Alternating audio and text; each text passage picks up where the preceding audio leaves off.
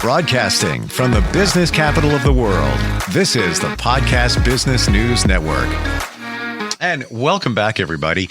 Love talking with this gentleman who has carved a niche in delicious, authentic, healthy Greek foods. He and his family have been producing them for many years, and we're going to go back to his beginnings once again and see how this all began for the Tassos Greek Food Company, the Tassos Group, if you will. And the gentleman I'm talking about is Tassos Chronopoulos. He's the man that puts his name on these foods, and he's back with us. Welcome back, sir. How are you today? I'm fine. How are you? I'm doing very well, very well. And where you are in Illinois, you got some snow coming down today, I guess, right? Yes. It started early in the morning. Last night a bit, and then continued. I mean, right now it's snowing too. Unlike in Greece, where apparently there's no snow, at least where you were? Yeah, when you are surrounded by the sea, the Aegean Sea, the Ionic Sea, the Mediterranean Sea, the climate becomes a bit different, when you are around, the seashore. But we also have snow in the north part of Greece, which is, it is around Albania and Bulgaria and Romania.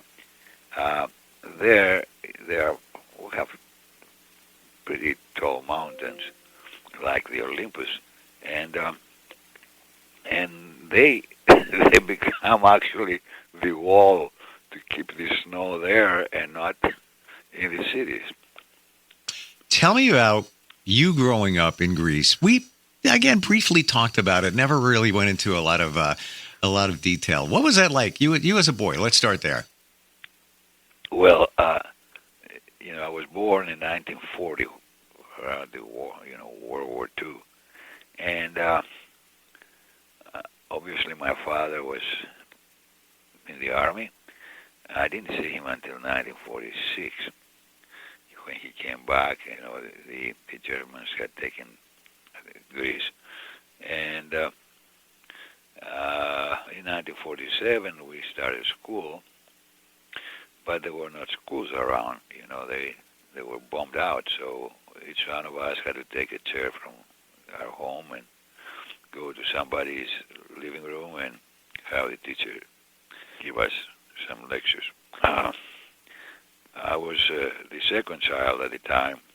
My sister was older by 4 years. So my father, because he didn't want us, he believes in education. He believed in education. Sent us to a private school. Then, during the time of liberation, a year later, my mother gave birth to another boy. So we were 3 at the time. But he was a child. But we had a part of the education was when the kid is around 5 or 6 years old, he gets into preschool and he's getting prepared to go to school. So life, after the war, we had a king set in Greece from England, and the governors, and then we had a civil war. So this thing went on, the fighting in Greeks against the Greeks continued until the late 50s, 57. And at the same time, I was looking at myself and I was saying, how can my father take us all to a private school? So when time came from high school, I went to a public school because I did not believe that my father and my mother will work day and night to pay tuition to a private school for us. So I finished about on the third year of high school. I decided to help him and somehow help my parents. So I went to night school, and I finished night school, high school. But I was working in the morning, and since I had learned a lot, history was a very important part of our education in Greece, and I found a job at the Parthenon in Athens, where it's an ancient monument still alive. So I was there to tell whoever was coming in to visit the Parthenon, the story of the Parthenon and how it was built, and because it was at the top of a mountain, a hill. So in there I met two professors from the University of Chicago, and I was taking also German at the time because I was planning to go to Germany to study engineering, but English was part of the language they would teach us in high school. So it was the Goethe Institute that was teaching German, and if you wanted to learn how to listen to good American music and understand the songs, you go to an American language institute. So talking to the teachers, to the two professors, was a male and a female, they said to me, what are you going to do when you finish high school? I said, well, I'm going to go to Germany to study engineering. They said, no, you can speak English. Why don't you think about going to the United States to study? Well, I would always go to the theater to see American movies, listen to American music. Today, I believe that these were the best diplomats of the United States in Europe. Here, Sammy Davis Jr., Paul Anka, all kinds of people that they were singing there, and Armstrong. I mean, I can mention all kinds of names. And I said, that would be a good idea to go to the United States. So they said, we want to see your parents. So they came to my house. They presented the possibilities of me coming to the United States to study. And they said to my parents, we'll find him a scholarship. I had good grades in high school. So my father never believed that I would come to the United States until we got to the airport and I got in. So my life was a challenge as a teenager. I rock and roll, Elvis Presley, the Platters. I mean, I can go and name all of these guys to you as far as music was concerned. And the fact that, we were freed by the American troops, and the day of the freedom, we went down the street that they would parade in front of the monument of the unknown soldier, and it was great feeling to see the Marines marching down again and telling us in a way, hey, you are free now. I was playing basketball in high school, and they invited us to go and play with their basketball team in the air carrier, and we were so small we had to have a ladder to touch their arms, when they kept the ball up in the air. So it was a great experience. Anyway, I got on a flight. At the time, the only way you can come to the United States was by boat. But El Al had flights from Israel to Greece, from Greece to Rome, and then in Rome you would get another plane to come to the United States. And well, the airline that flew with from Rome to the United States is not in business any longer for many years now. So with the two professors taking care of me, in fact, looking after me, I was able to go to Louisiana. And then my first year was in Northeast Louisiana State, but that was for pre-engineering. And then I moved to Louisiana Tech University, now in Ruston, Louisiana, where I went into, to engineering, mechanical, but I had to work every day in order to keep myself alive. And it became, troublesome because how can you work all night and go to school in the morning, and then in the summertime go and work with construction on the expressways? It just took a lot out of me, to a point where I had to take a smaller number of courses a semester so I can get to work and continue my education. I want to ask you, Tassos, what was your fascination with the American culture? The music, you said you went to some movies. What was going on there? Why was it so attractive? Let me tell you something. Everyone in Europe wears blue jeans now, but they came in from the United States. 60 years ago, everyone in Europe danced rock and roll. It came from the United States, Elvis Presley.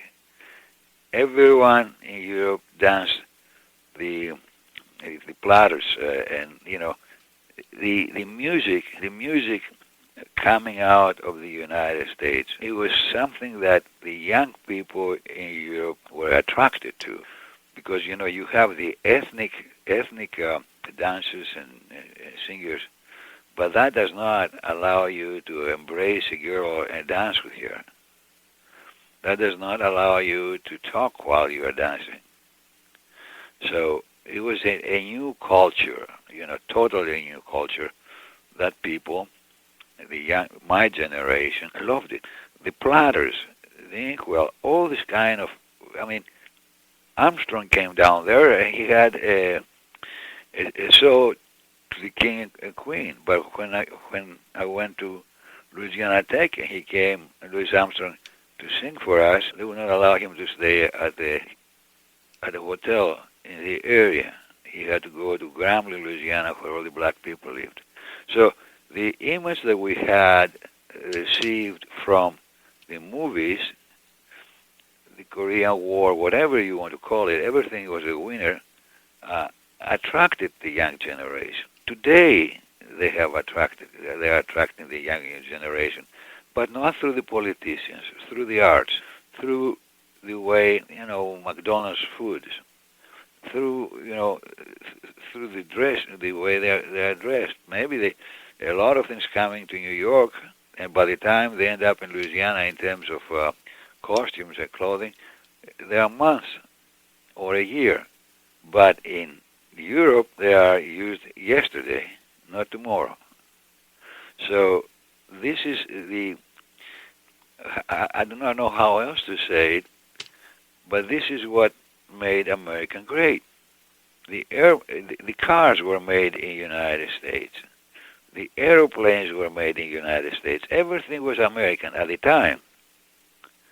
And people, no one was flying commercial airlines in the 40s, but we used to see the airplanes bombing the Germans. So if you look at the history or how can I say it? If you look at the history of the human being, you will see that it is the United States of America that changed the way that people lived and acted, even how they would sit down on the table and eat or have the American cup of coffee and not the Italian or the Greek. Do you feel that it was a certain freedom, just that the American culture, they were free to express themselves in music, free to express themselves in clothing, free to express themselves in dance? Yeah. But see, they were not the way we are today.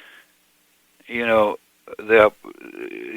afraid to eat food because it's full of chemicals and additives and can cause you, to fights your memory and it creates cancer and all this stuff. These things were not there in the early 40s and 50s. The food was better. The treatment the packaging, everything was better. Today, you're afraid, I myself, there are foods like, I don't want to talk about my products, but my products have probiotics. They help the human being, just like the olive oil. Uh, they help your memory, your brain. You age differently, but we have gotten away from this stuff, and what we give to the people is garbage. What was the turning point for you, Tassos, where you said, I'm not dealing with the garbage anymore. I need to make a change. I'm going to dedicate myself to good food. I will tell you what happened. It was my father. He, when I, because I was very tired working and going to school day and night, and you had to take some electives there. Since I had German in Greece, I said, okay, I'm going to take German as an elective. Now I'm talking about in the 60s, right? So my professor, the guy that was teaching the class, he looked at me and he says, Tassos, why don't you go to Chicago? You can find a job there to work in the morning and then go to school at night. So, because if you don't find a job in Chicago, you will not find a job anywhere. So I left Louisiana, and I came to Chicago, and I found a summer job with G&W Electric, and I worked in their design and development team, and we did the electric transformers that they're sitting on your yard, the electric distribution of electricity underground the earth, and I felt very good about it. So I asked them if I can come back the following year and have a full-time job. So they said, not only you are going to have a full-time job, but we will give you your tuition. We'll help you with your tuition, and we'll give you the money to go to IIT. So I went to IIT, Illinois Institute of Technology, and on the following year, and I studied. I got my degree from there, and then when I finished U.S. Steel at the time, they had a lot of plants around in Chicago making steel. So thinking about environment, I worked with one of their teams to create the electric furnace, so that we do not use coal to make steel, but electricity. And at the same time, I do not know how much you know about Lake Michigan, but this is a route from Chicago to go to the ocean up there on Pacific. Atlantic. So when we did the electric furnace, it was time where the President of the United States said, no, you're not going to use this thing here. It's going to go to Japan.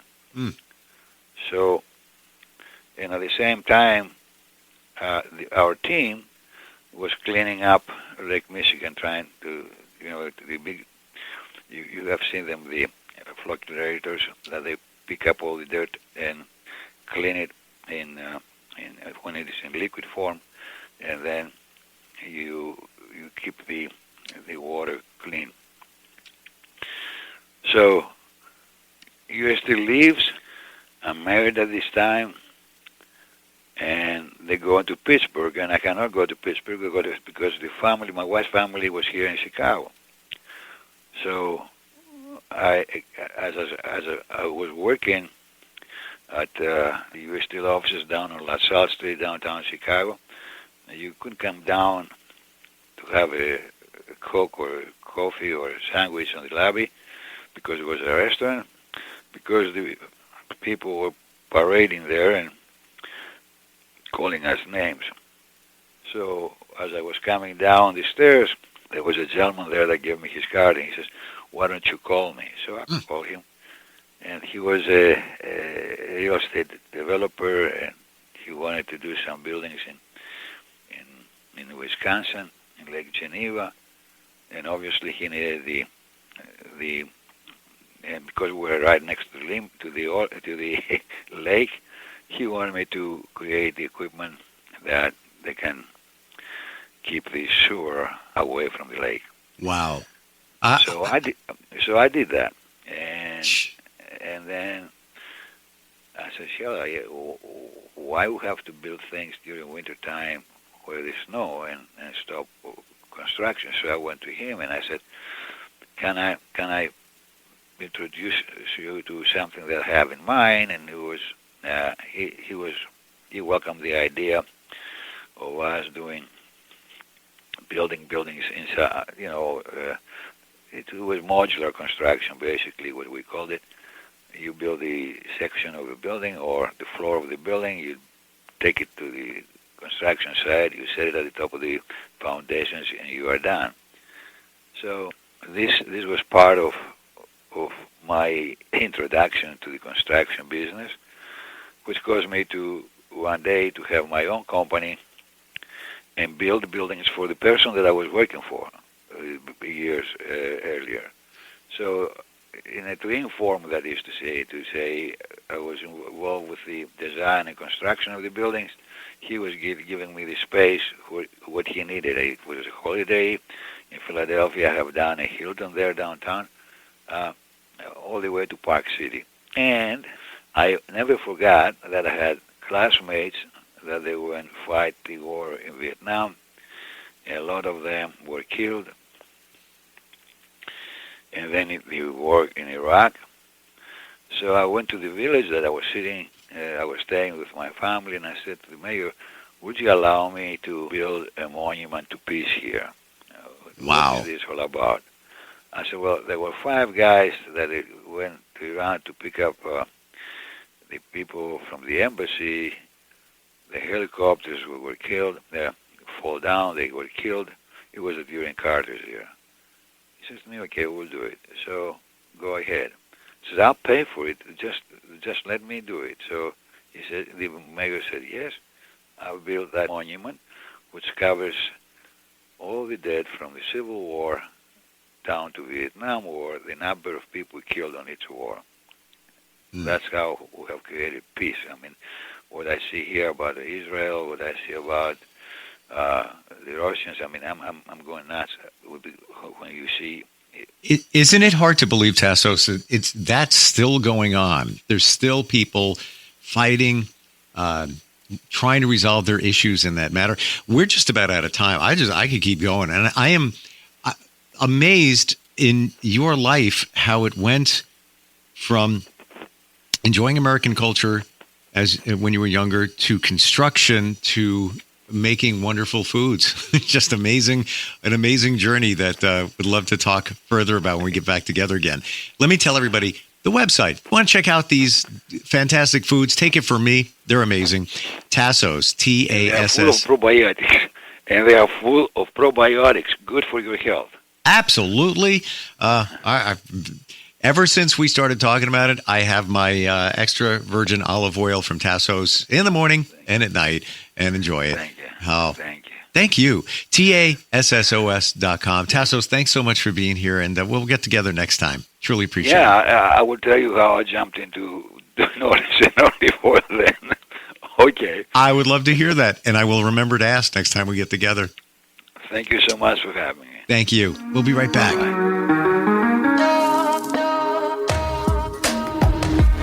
Broadcasting from the business capital of the world, this is the Podcast Business News Network. For nearly 2,000 severely injured veterans, everyday life has become filled with barriers. Day-to-day simple tasks can become pretty daunting. I have to carry my chair up 2 flights of steps or have somebody do it for me. What scares me the most is just the falling. When I'm struggling with my house, I think, to have that one great barrier just knocked down, I mean, it's crucial. Home for Our Troops is a wonderful nonprofit that builds a mortgage-free, fully adaptive, handicap-accessible house. And there's no catch. It'll be our very first home. that we've ever owned. This is a game changer. This is where your life begins again. We need you to join us in completing this important mission. Please visit hfotusa.org and help build homes and rebuild lives. Because of you, everything's going to be okay.